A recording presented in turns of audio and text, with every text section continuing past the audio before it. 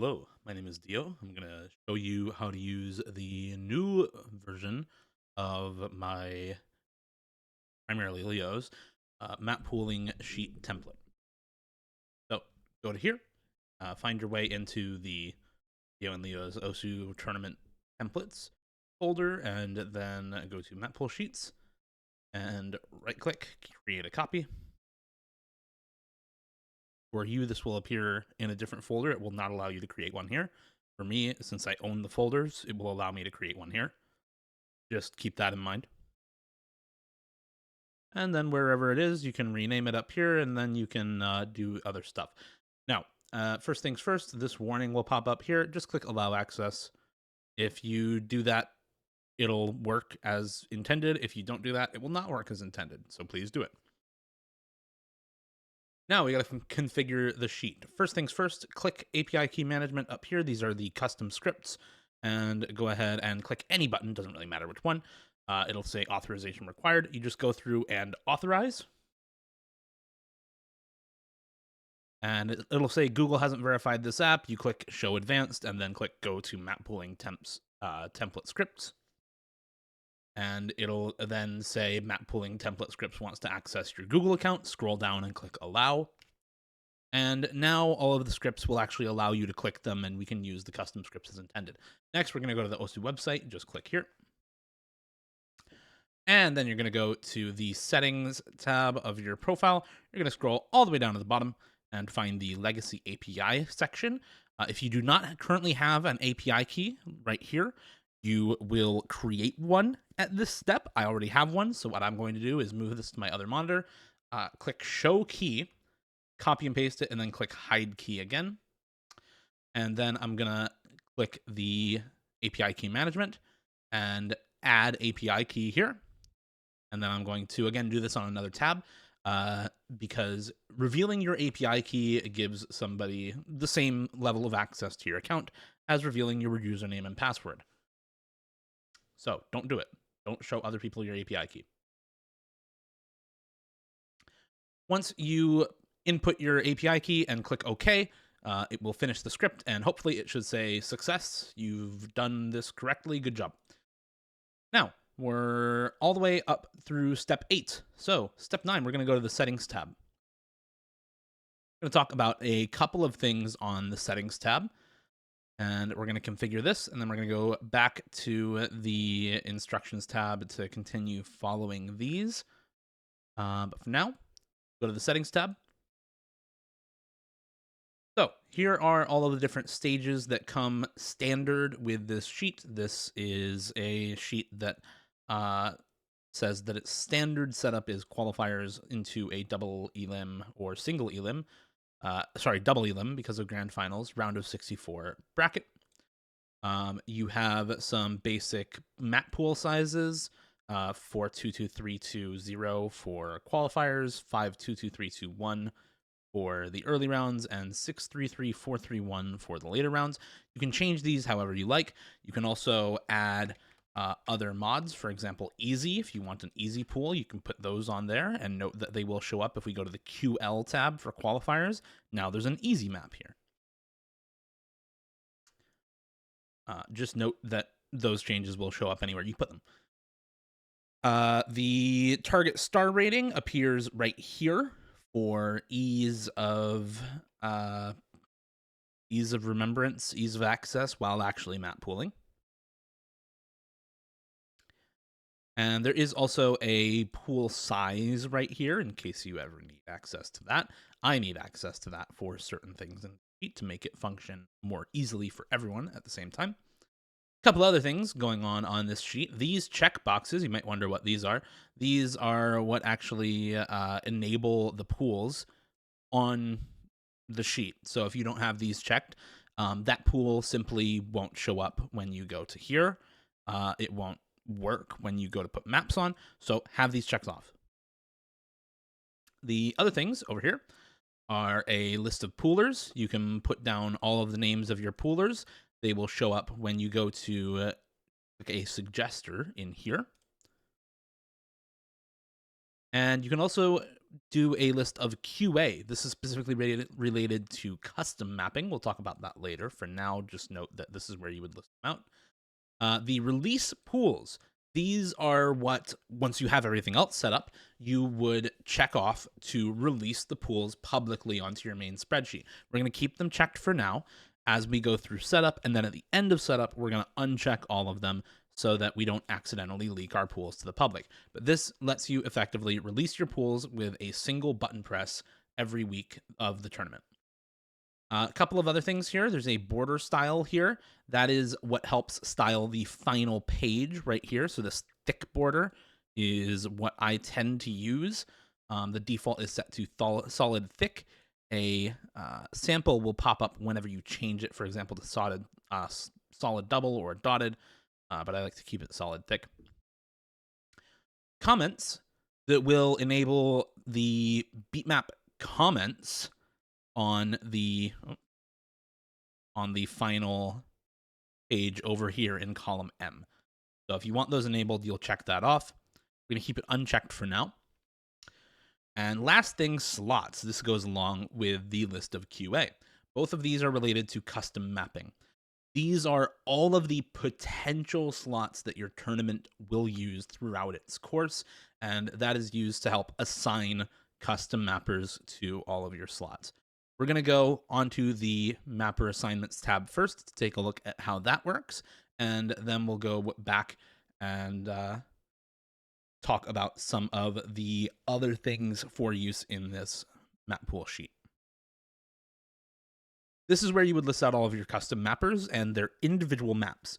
There are spots for the mapper name and a tilde followed by a numerical identifier, or any identifier you want, actually. I mean, you could use Roman numerals. It'll still work. But note that it is mapper name, the tilde, which should be shift backtick next to 1 on your keyboard. You can pick the round for a mapper. You can pick the slot. These right here are, of course, taken from this right here. So whatever you add in this column will show up specifically for this dropdown. The QA names, of course, are populated via this column, and the pooler names are, again, populated from this column. The rest of this is the more interesting part. You have a small place for a description here, just to briefly describe the map, and then a couple of other things are manual input from the mapper or from the tournament organizer or map pooler in order to make the rest of this function properly. A link to download the map, pretty necessary. The artist, title, and difficulty name of the map. A link to the background of the map. So this is just an Imgur link directly to the map's background, just like that. The star rating, BPM, length, circle size, approach rate, and OD of the map. Those should all be done after the mod in which the map is being put has been applied. Note this is no mod 4, right? So I put the no mod stats for this map. You do the same for hidden or for free mod, but for hard rock or double time, you would want to apply the mod in your OSU client and then record the beatmap stats for that. Let's check out one of the actual pooling tabs. This is what the tabs look like when you are actually pooling and when you're suggesting maps. Couple of things to note here. There are pooling notes. These do not show up on the main spreadsheet, even if you enable comments. These are the comments. These will show up on the main spreadsheet if you enable them. And this is where you would paste beatmap links. Note this little note here that says valid inputs in this format, or just as a beatmap ID, just the very last set of numbers that appear at the end of a link. So for example, we go to the OS website, and I'm just going to grab the first ranked beatmap right here. I'm going to grab the beatmap ID and paste it here. And there it is. All the information pops up. I'm going to grab the beatmap ID, the entire link, if I can stop misclicking, and paste it here in the hard rock pool. Note that that works as well. And again, this is just the /b/ format. If I paste that in the DT pool, there it is, shows up as well. So, and with DT mod applied as well. So that works for all of the normal maps in the pool. You'll notice, though, that there's one thing here that is not a beatmap ID. This is taken from the Mapper Assignments tab. You can simply copy paste this anywhere on any of these map pool sheets, and it will populate all of the info for you. Note again, oh, and I'll talk about that in a second. Note again that if you put it in Hard Rock or Double Time, the stats don't change like they do for normal maps, because these are pre-written stats that are being pulled directly from the Mapper Assignments tab. There's no way to calculate these except for length. With length, circle size, Hard Rock, and OD, you could calculate, but the star rating, you can't calculate that for Hard Rock or Double Time. So just have your mapper or you as a pooler put the intended information in there with the correct mod applied. All you'll need to do is take the mapper code from right here and copy paste it the same way that you would a beatmap link or beatmap ID, and it will show up as intended with a link to download the map, with all of the metadata there, with the beatmap background there, just like for other maps, and with a link to the mapper's profile, just like with other maps. The only thing that'll be different is you'll see this custom here instead of a beatmap ID, and you will not see any comments or chimu.moy links if you are looking for those. This is actually generating BeatConnect links, and those will give you download links for maps which are no longer downloadable from the site. Note that if you go to the site page for Daisuke, you cannot download it from the site. You can download it from a third-party site because the MCA takedowns have not been issued for them. This is exactly the same for every single one of these other tabs. Note that the format changes as the pool size from the settings page dictates. You change the pool size on the settings page, you can change the pool size on here. A couple of other things, you might not always just instantly know exactly which maps you want everywhere in a pool. So let's say, yeah, you know what, this no mod one's pretty good, but I think I might have a different no mod one in store. And I think it might be this map. This map might be good for no mod one. As long as you just type stuff down here, it'll show up. And maybe I say, you know what, this Hard Rock 2, it's not really great, so I'm just gonna copy paste Hard Rock 2 down here. Note that if you just copy paste it as it is, because this is a formula, it will just write 1. So if you want to put Hard Rock 2, just type 2. No harm in that. And then let's say, okay, well, you know what? I want this map as my Hard Rock 2 now instead. It'll show up again with Hard Rock stats applied. Note, though, that if you paste the map and then type Hard Rock 2, the stats don't get changed.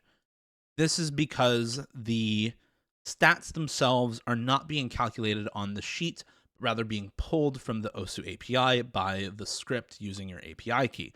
So the actual data gets stuck on these hidden places right here. And this is just plain text. There's no calculation on the sheet going on for this.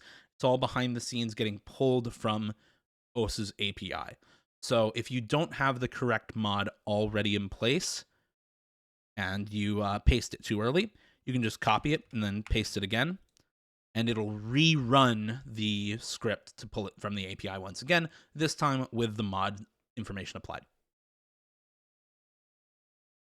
Go ahead and hide all of these once again. These are not necessary for any of the poolers to see or any test players to see. I recommend keeping these hidden just because it's clutter and it doesn't add anything. All the information shows up here, so why bother with it? The other big change, aside from the fact that you can now manage customs using this sheet in a way that helps keep all data in one place, the other thing that's changed is a handy-dandy playtesting area. So let's say playtester 1, whoever they are. These are all editable, by the way. There's no list of anything. So we'll say Dio, Miles, Chillier, Wix or something. I don't know. And then you could change these as well. Let's say Miles is AFK and we have Dada playtest instead. I don't know, man. Let's say I think the Nomad one is okay, and Dada thinks it's good, and Chillier thinks it's absolute garbage, and Wix thinks it's an 11 out of 10, just fantastic. Our average rating for that map will be calculated over here. And since these cells get colored anywhere from dark red to yellow to bright green for 1, 5, and 11 respectively, notes from playtesters will show up right in the corner there with that little black mark. Encourage playtesters to leave notes for their comments. These you can actually expand in size in the bottom right-hand corner. See those two little lines right there? So you can easily read these for anyone who leaves them and get playtester feedback on the sheet in one place for every single map rather than scattered throughout channels.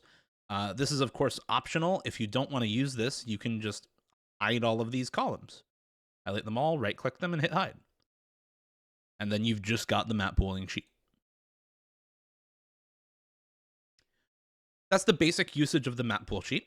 You'll notice here that this copied some formatting from the Mapper Assignments tab. When I Control-C, Control-V, like this, it copies the formatting. But note that it doesn't always do that. Well, again, Control-C, Control-Shift-V, and it will not copy the formatting from the other tab. Alternatively, Control-Alt-V will copy just the formatting, but not the text. Very useful thing to know for sheeting in general and making your way around a sheet in general. Go back to the Instructions tab, go to Step 11, or Step 10. We're going to hide tabs for stages you're not using, and round of 64, for example, by right-clicking on the tab for that stage and clicking the Hide Sheet option. That'll get rid of it. If you want to bring it back, you made a mistake in hiding it, you click this little 3 All Sheets button right there, and it'll bring it back right in the same spot for you. There might be some situations where you're running a tournament that has a different format from what's on here. Let's say instead of a round of 64, you're doing a group stage into round of 32 double elim. That's a very big tournament, but let's say that's what you're doing. And you change things on the Settings tab, and then you go to put a map on the round of 64, and it says, oh, wait, that's not round of 64. You have group stage now. So let's change that once again. And then let's put a map here.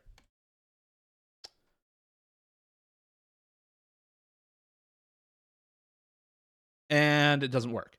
And the reason it doesn't work is because this acronym right here does not match the title of this sheet. If we change this to GS and we paste it again, now it will populate as usual.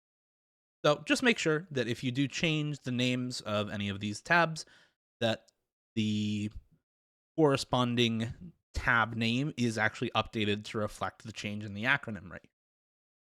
Let's say as well that you just want to get rid of group stage entirely and you just want to start at round of 32. And what you do is you get rid of that altogether and you just hide the sheet.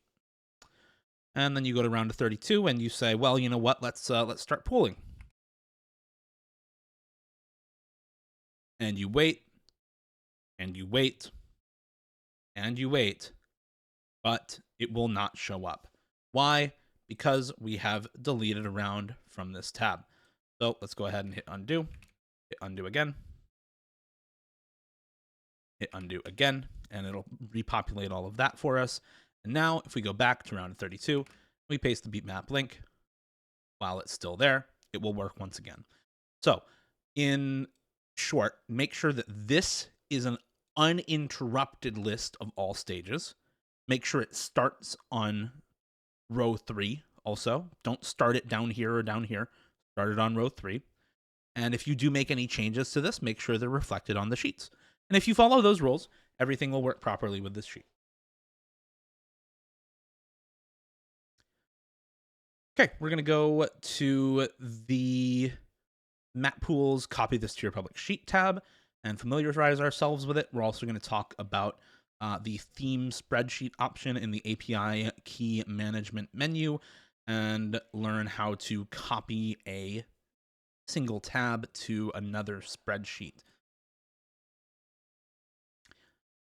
First of all, remember when I said this comments button here? We can click this or not, doesn't really matter.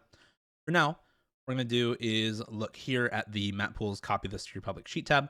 You'll notice a couple of things going on here. There's these weird little tabs here that group everything together. Those are called groups. And you can undo them like so. View more row actions, ungroup rows 3 to 25. And we'll group instead rows 3 to 23. View more row actions, group rows 3 to 23. And we'll group them like so. And that's how you group these and manage your groups. The other thing that's going on here is you'll notice there's some extra rows in between some of these tabs. What you can do if you don't like that look is just hide the rows. The reason we're going to hide the rows instead of deleting them is because this tab here is a stylized version of the Mappool exports tab. If you really wanted to, you could delete 2 of these rows instead, just like this. And note that it will show up on here after you run the theme spreadsheet script. Theme spreadsheet does a couple of things. It redoes all of the borders on here based on the colors on the settings tab, and it changes this formula to pull from this specific spreadsheet. When you initially make a copy of this sheet, this formula will have the sheet ID from this sheet in it, from the original template. Once you run theme spreadsheet, it will change this formula to have the sheet ID of your sheet in it instead.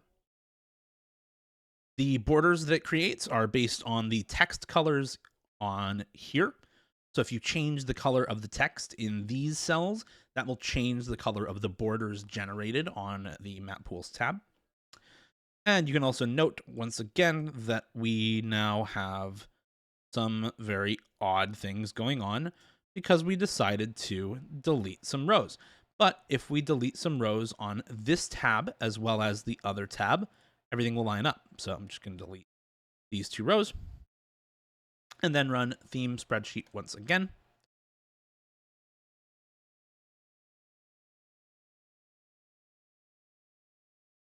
And now everything looks good. So the lesson here is make sure that the changes that you make on this tab are synced up to the changes that you make on this tab. And if you do end up changing this tab in very significant ways, what you can do is just delete this tab, make a copy of the Mappool's export tab, and then rename this tab Mappool's, copy this to your public sheet, and the theme spreadsheet button will still work. Last thing with the theming spreadsheets and all that is the comments. We have this unchecked right now. If we check it and run theme spreadsheet once again,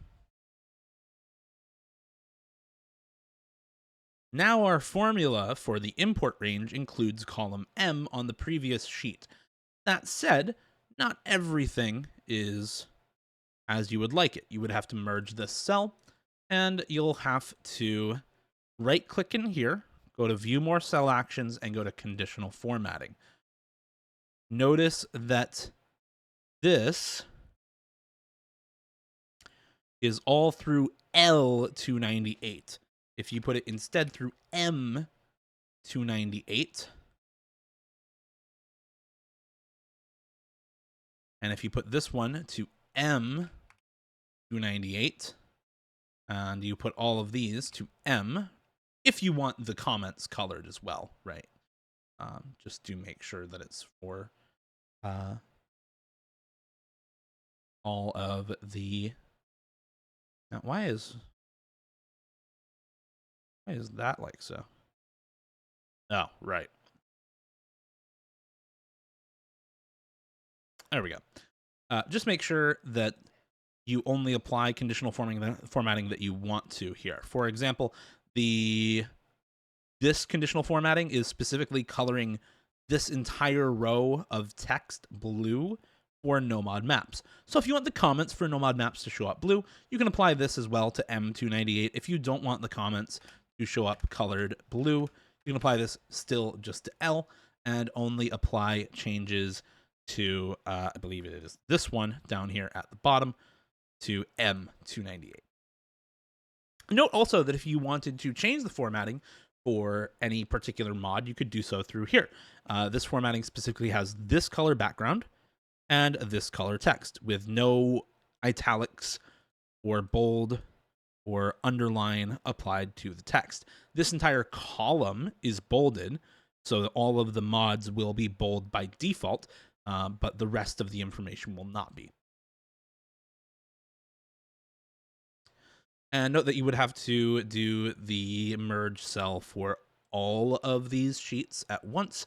So I suggest deciding at the start whether you want to use beatmap comments or not, and running with the same decision throughout the entire tournament, rather than making bunches of different changes throughout the entire tournament.